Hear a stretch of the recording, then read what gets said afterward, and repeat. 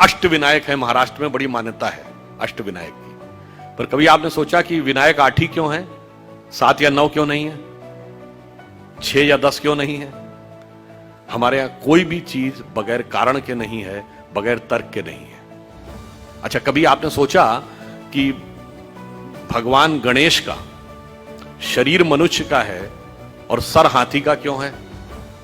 और उनका सर काटा क्यों गया? सर हाथी का क्यों है, सवारी चूहे की क्यों है? दोनों में बहुत विरोधाभास नजर आता है ना। और उसके बाद यदि हाथी का सर है तो उनको एक दंत क्यों कहा गया? हाथी के तो 2 दांत होते हैं, तो फिर एक ही दांत क्यों है? और अगर एक ही दांत रहना था तो एक ही दांत होना चाहिए था उनकी मूर्ति में, वो दूसरा दांत टूटा हुआ क्यों है? और बल्कि जो आप वास्तविक मूर्ति देखते हैं उसमें टूटा हुआ दांत एक हाथ में पकड़ रखा उन्होंने। कभी आपने विचार किया कि ये क्यों है? इसमें से कुछ भी कहानी नहीं है, कुछ भी कल्पना नहीं है। और गणेश जी किसके देवता हैं? रिद्धि और सिद्धि के देवता हैं, यानी संपूर्ण सिद्धियां गणपति की आराधना से मिलती हैं। और गणेश जी पुत्र किसके हैं?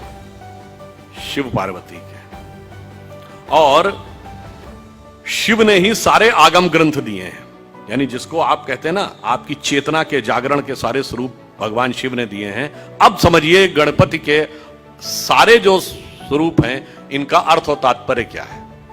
देखिए, भगवान गणेश का वह स्वरूप हमारे अंदर की जो वास्तविक चैतन्य ऊर्जा होती है उसके उत्थान की वह प्रक्रिया को प्रतीक रूप में दिखा रहा है। सबसे पहले सर कटना किस लिए जरूरी है?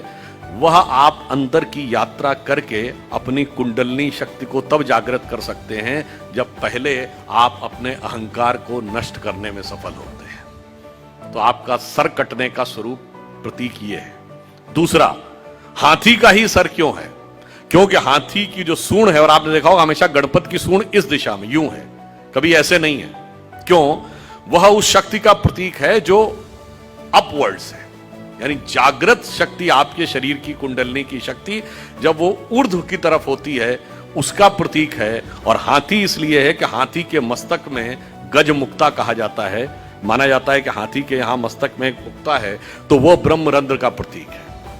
और जब वो मुड़ी हुई सूंड ऊपर है, और चूहे की सवारी क्यों है? क्योंकि चूहा जमीन के अंदर जाकर अपना बिल बनाता है। तो जब आप एकाग्र चित्त होकर अपने अंदर की यात्रा में उतरते हैं तभी जाके आप इस शक्ति को पहचान पाते हैं और उस शक्ति को ऊपर उठाने का सामर्थ्य पा पाते हैं। 8 ही विनायक क्यों हैं? क्योंकि 8 चक्र हैं, मूलाधार, स्वाधिष्ठान, अनाहत, आज्ञा, विशुद्ध चक्र और ब्रह्मरंध्र। और अब एक ही दांत क्यों है?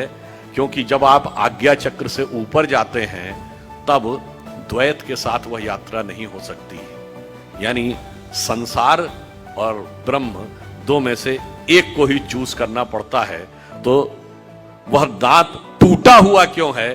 तो संसार के साथ उस संबंध का विच्छेद करना पड़ता है, उसे तोड़ना पड़ता है। इसीलिए टूटा हुआ दांत हाथ में रखे हुए हैं। फिर आगे की यात्रा जाकर जब ब्रह्मरंध्र तक मिलती है तो समस्त रिद्धियां और सिद्धियां आपको प्राप्त होती हैं।